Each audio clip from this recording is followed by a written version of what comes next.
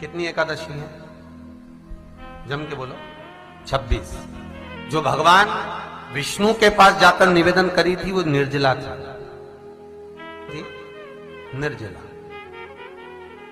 इसलिए सारी एकादशियों में निर्जला एकादशी की महत्वता शास्त्र प्रमाण करता है महाराज। पर हिंदू धर्म के 3 व्रत ऐसे बता दिए जिन व्रतों का पुण्य समाप्त नहीं हुआ।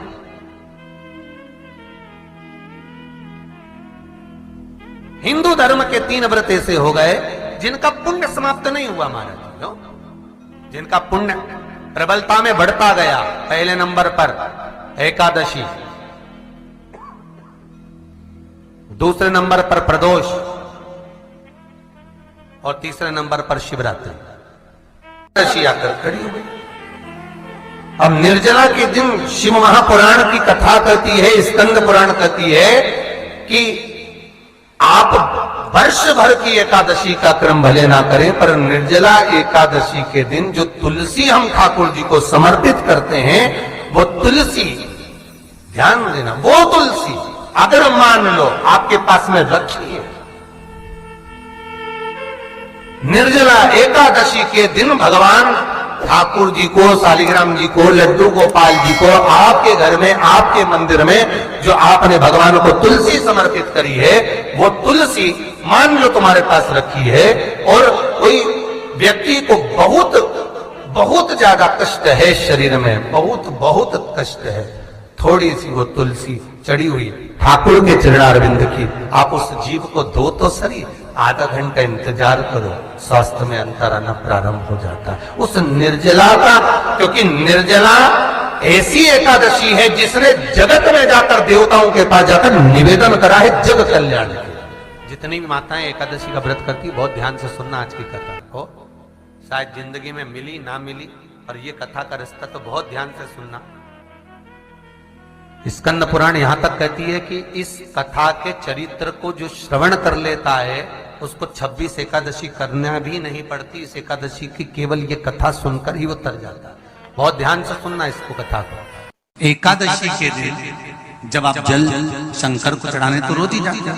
जब एकादशी का दिन रहे और शंकर जी के मंदिर में आप जल समर्पित करें तो 3 बार मुख से स्वधा स्वधा स्वधा या स्वधा स्तोत्र का पाठ, जिसमें 12 श्लोक, 2-4 हैं। पैसा तो आ रहा है और घर में टिक नहीं रहा। डॉक्टर में, पुलिस में, एक्सीडेंट आदि में, कहीं गलत जगह पर, व्यसन में अगर पैसा जा रहा है, जुए में, मांसाहार, मदिरा पान, या कहीं आया पैसा आने में कमी नहीं, आ रहा है पर टिक नहीं रहा, रुक नहीं रहा।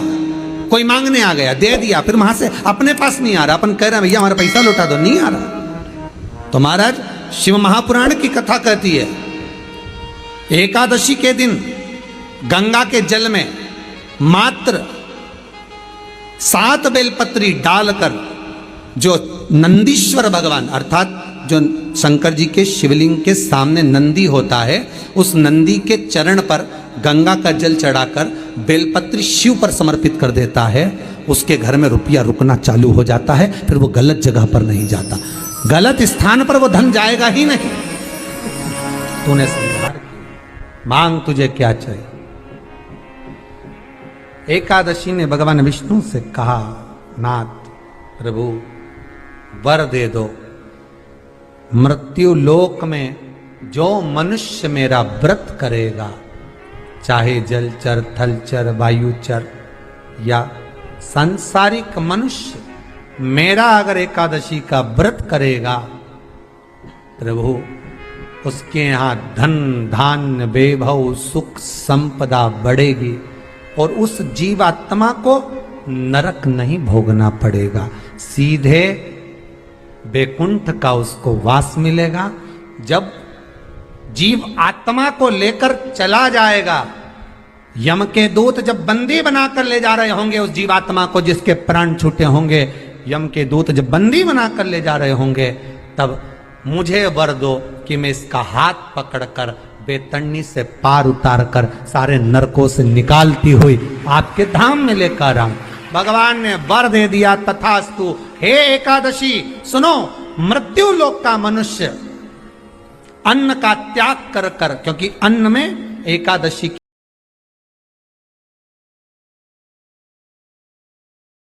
त्याग कर कर, क्योंकि अन्न में एकादशी के दिन पाप पुरुष रहता है। अन्न का त्याग कर कर एकादशी के दिन जो मनुष्य तुम्हारा व्रत धारण करेगा, उस व्रत को करेगा और उस व्रत को धारण करेगा, उसकी मनोकामना पूर्ण होकर वो मेरे ही धाम को जाएगा। ये तो हुआ एकादशी के जन्म की कथा। एकादशी के दिन गंगा के जल में मात्र 7 बेलपत्री डालकर जो नंदीश्वर भगवान अर्थात जो शंकर जी के शिवलिंग के सामने नंदी होता है, उस नंदी के चरण पर गंगा का जल चढ़ाकर बेलपत्री शिव पर समर्पित कर देता है, उसके घर में रुपया रुकना चालू हो जाता है। फिर वो गलत जगह पर नहीं जाता, गलत स्थान पर वो धन जाएगा ही नहीं। बेटा अगर व्यसन में पड़ा हुआ है, मदिरा पान में पड़ा हुआ है, मांसाहार में, जुए आदि में जा रहा है, तुम्हें लग रहा है कि मेरा बेटा गलत मार्ग पर जा रहा है, ये मित्र दोस्ती गलत हो रही है, वो सही जगह पर आ जाए। करना है एकादशी।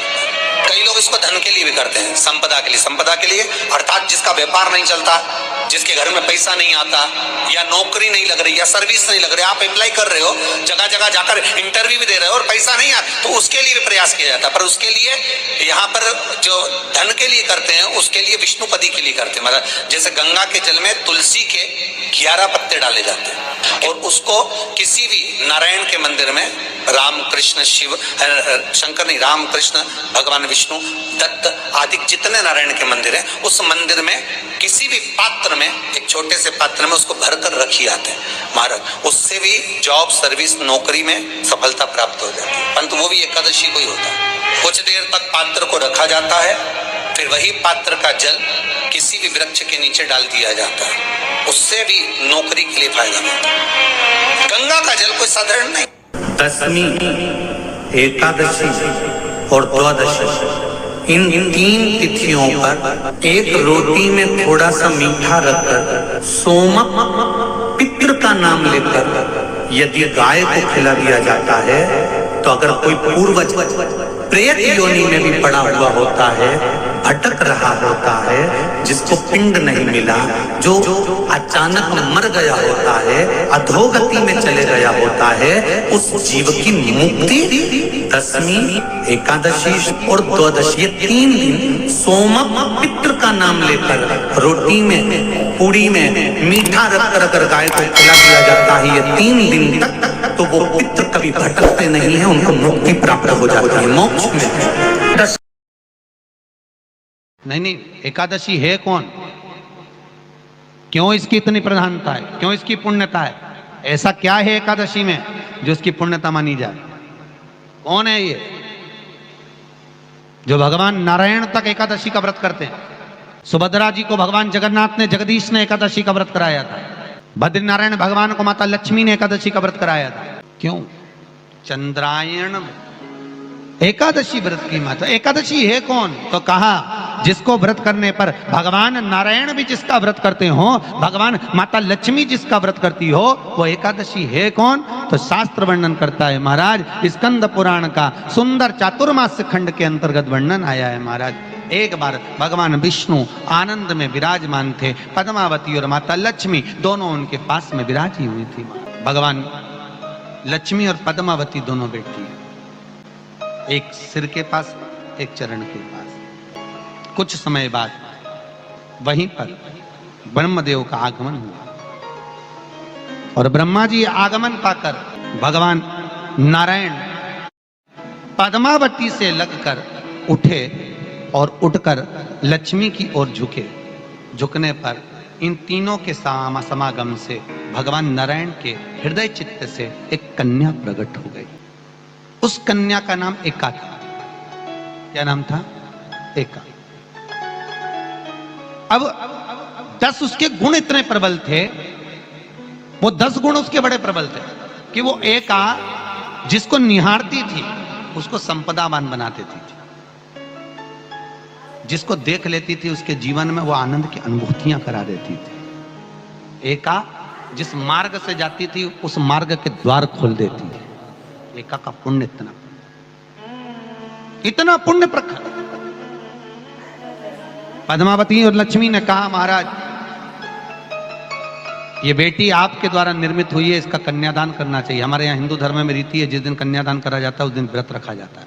अब आजकल रखते कि नहीं रखते हो मालूम नहीं, और कन्यादान करते समय व्रत रखा जाता है। व्रत रखना, एका का कन्यादान करना है। भगवान बोले कन्यादान करें, किसको दें? एका किसको दी जाए? एका प्रदान किसको करी जाए? पुण्यता किसको दी जाए? भगवान नारायण ने उसी समय लक्ष्मी और पद्मा से पूछा।